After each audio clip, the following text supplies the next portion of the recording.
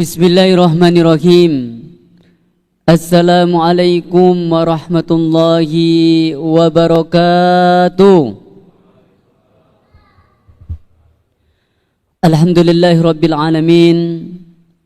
Alhamdulillahilladzi arsala rasulahu bil huda wa dinil haqq liyuzhirahu 'alad dini kullihi wa kafa billahi syahida. Asyhadu an la ilaha illallah wahdahu la syarikalah wa asyhadu anna Muhammadan abduhu wa rasuluh. Allahumma inna na'udzubika min ilmin la yanfa' wa amalin la yuqbal wa qalbin la yahsha wa du'ain la yusma'. Allahumma sahhil umurana wa umura walidina wa umura asatizatina ma damatis samawati wal ard waj'alna minas sholihin.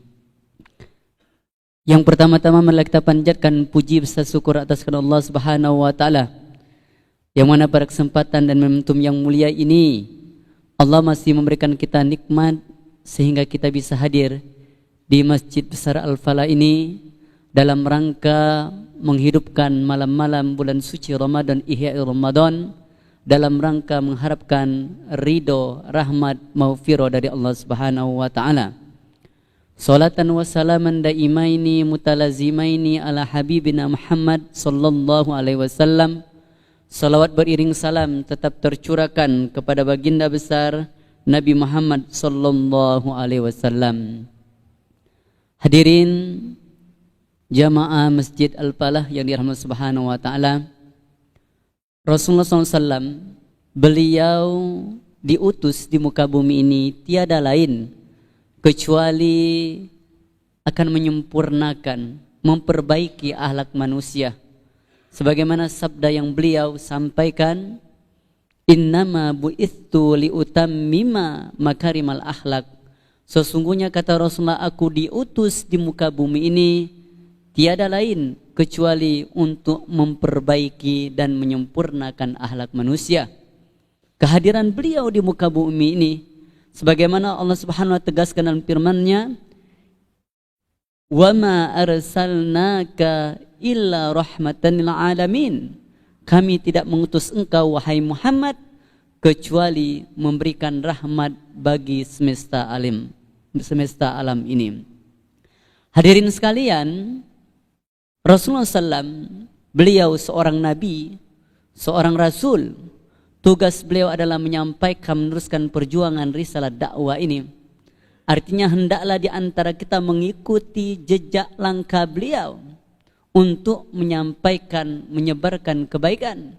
Sebagaimana firman Allah Subhanahu wa taala dalam surah Ali Imran, "Wal takum minkum ummatun yad'una ilal khair wa ya'muruna bil ma'rufi wa yanhauna 'anil munkar wa ulaika humul muflihun." Hendaklah di antara kalian, di antara kita ada orang menyuruh dalam kebaikan, mencegah perbuatan keji dan mungkar. Merekalah orang-orang yang akan mendapatkan kebahagiaan, kemenangan di sisi Allah Subhanahu wa taala. Artinya tugas kita hanya menyampaikan, tugas kita hanya menasihati, bukan memaksakan orang lain. Sambil berdoa mudah-mudahan apa yang kita sampaikan diterima, didengar dan diikuti. Artinya ketika sudah kita sampaikan kebaikan ini, dakwah ini, orang lain mau mendengar atau tidak, mau mengikuti atau tidak, itu sudah urusan dia kepada Allah Subhanahu wa taala. Yang paling penting kewajiban kita sudah kita sampaikan dan kita berdoa mudah-mudahan apa yang kita sampaikan ini diterima dan mereka mendapat petunjuk dari Allah Subhanahu wa taala atau hidayah dari Allah Subhanahu wa taala. Oleh karena itu kalau kita melihat kemungkaran di depan mata kita, melihat kemungkaran di keluarga kita, di lingkungan kita atau orang-orang sekeliling kita, apa yang harus kita lakukan? Rasulullah menegaskan dalam sabdanya, "Man ra'a minkum munkaran falyughayyir biyadihi, fa illam yastati fa bilisanihi, fa illam yastati fa bil qalbi wa dzalika adhafu minal iman." Siapa yang melihat kemungkaran di depan mukanya, di hadapannya, di keluarganya atau orang-orang sekeliling, hendaklah dia cegah dengan tangannya, tidak mampu dengan tangannya, dengan lisannya menyampaikan kalimat-kalimat thayyibah, tidak mampu dengan tangan dan lisannya, dengan hati, dan dia membenci kemungkaran yang ada di hadapannya, walaupun ini adalah selemah-lemah iman. Para ulama memaparkan makna dengan tangan adalah yakni dengan kekuatan. Artinya kalau kita memiliki kekuatan sebagai pemimpin, maka kita mampu mencegah perbuatan keji dan mungkar tersebut lebih mudah. Kalau kita seorang pemimpin hari ini, mungkin RT, RW, camat, bupati, atau mungkin gubernur atau presiden, ketika dia memiliki aturan dan dia memimpin berlaku adil dan bijaksana, dengan tanda tangannya insya Allah dia mampu merubah kemungkaran lebih cepat dan lebih mudah karena dia memiliki kekuatan. Ini makna kekuatan selain dengan kekuatan merubah tangan dengan langsung tadi. Oleh karena itu kalau kita melakukan kebaikan, biasanya orang lain akan memuji kita, akan menyanjung kita. Tetapi ketika kita melakukan kebaikan, beribadah, kemudian memulai mengajak orang lain untuk sama-sama fastabiqul khairat, berlomba-lomba dalam kebaikan, berlomba-lomba dalam menggapai ridho Allah Subhanahu wa taala, biasanya sudah sunatullah. Kita akan dihina, kita akan dicaci, kita akan diremehkan, bahkan kita dianggap sok alim, sok pintar, sok ahli ibadah. Artinya ini adalah sunatullah. Jangan takut, jangan khawatir, jangan getar. Sesungguhnya Allah bersama orang-orang mukmin, orang-orang muslim, orang-orang yang mendakwahkan agama ini.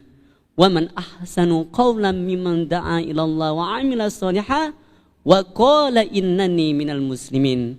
Kembali kita kepada sirah Nabi Muhammad sallallahu alaihi wasallam. Beliau Rasulullah sebelum diangkat menjadi nabi dan rasul, orang-orang kafir Quraisy ketika itu mereka sangat percaya sekali dengan baginda besar Nabi Muhammad SAW. Ketika mereka menitipkan sebagian harta mereka kepada Nabi Muhammad SAW, kemudian menemui hartanya kembali, tidak satu pun harta mereka berkurang. Makanya beliau dilakopi dengan Al-Amin, orang yang sangat dipercaya. Beliau tidak pernah berbohong, tidak pernah berdusta, memiliki akhlak yang luar biasa. Tapi ketika Rasulullah SAW mulai mendapatkan amanah sebagai Nabi dan Rasul, mulailah di antara mereka membangkang, bahkan mereka menghina. Pada suatu hari Rasulullah SAW ingin melihat sejauh mana kepercayaan orang-orang Quraisy ketika itu. Mereka dikumpulkan di suatu tempat dan Rasulullah menyampaikan, wahai kalian yang hadir di sini, percaya tidak kalau saya ini atau detik ini ada pasukan di belakang kita ini akan menyerbu kita, akan menyerang kita. Mereka serentak menyampaikan dan menjawab, ya Muhammad, kami percaya.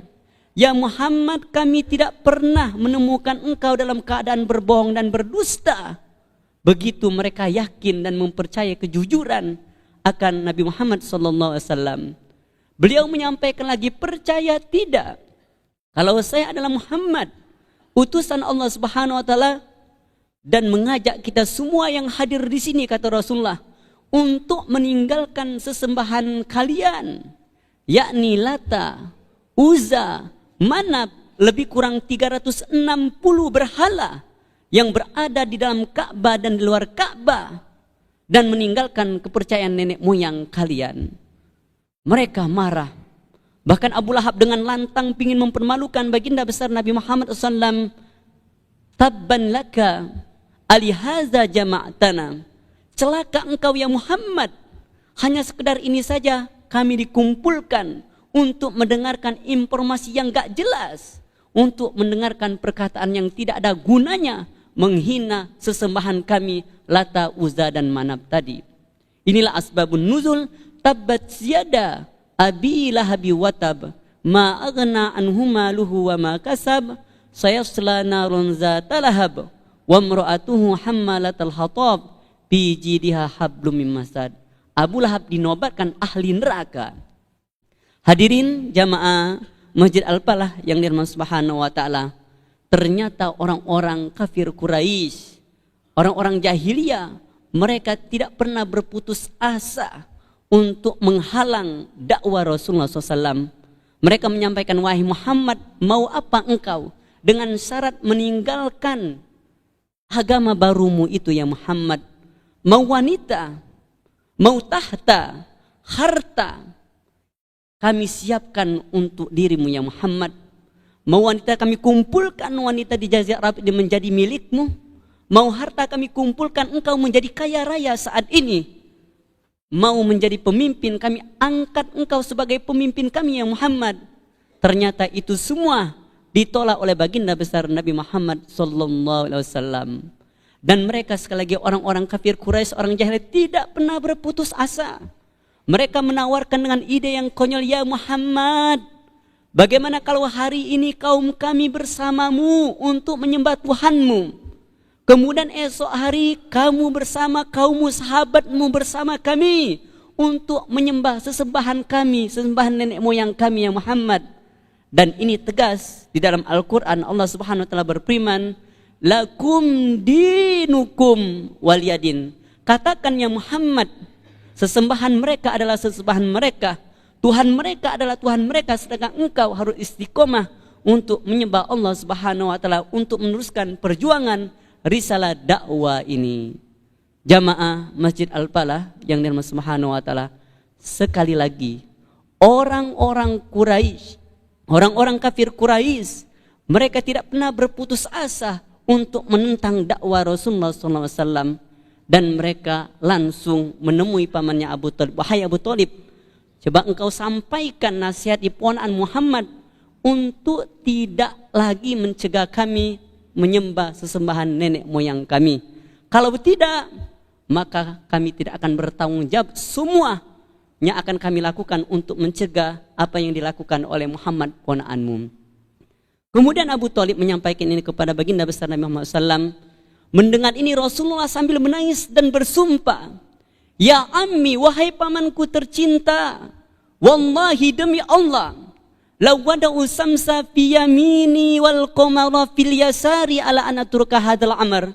Wahai pamanku, demi Allah, seandainya mereka meletakkan matahari di tangan kananku dan rembulan di tangan kiriku untuk mencegah saya menyampaikan, meneruskan perjuangan dakwah risalah dakwah ini, demi Allah, sampai hari kiamat, nyawa taruhannya saya tidak akan pernah berputus asa.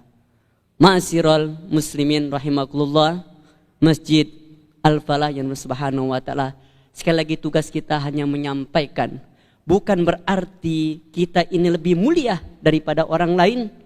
Tugas kita meneruskan perjuangan ini. Bahkan Rasulullah SAW tidak mampu memberikan hidayah kepada orang-orang yang dia cintai, termasuk dari pamannya Abu Thalib. Innaka la tahdi man ahabbta walakinnallaha yahdi man yasha. Ya Muhammad, engkau tidak mampu memberikan hidayah petunjuk kepada orang-orang yang engkau sayangi. Sesungguhnya hidayah itu milik Allah, dan Allah berikan kepada orang-orang yang dicintainya. Mudah-mudahan dari tausiah dan kultum yang singkat ini mengingatkan kepada kita kembali, mau mencari apa di dunia ini, mau mengejar apa kita di dunia ini, kecuali dengan ikhlas untuk mengharapkan ridho, rahmat, maghfirah dari Allah Subhanahu Wa Taala. Wabillahi taufiq wal hidayah. Wassalamu alaikum warahmatullahi wabarakatuh.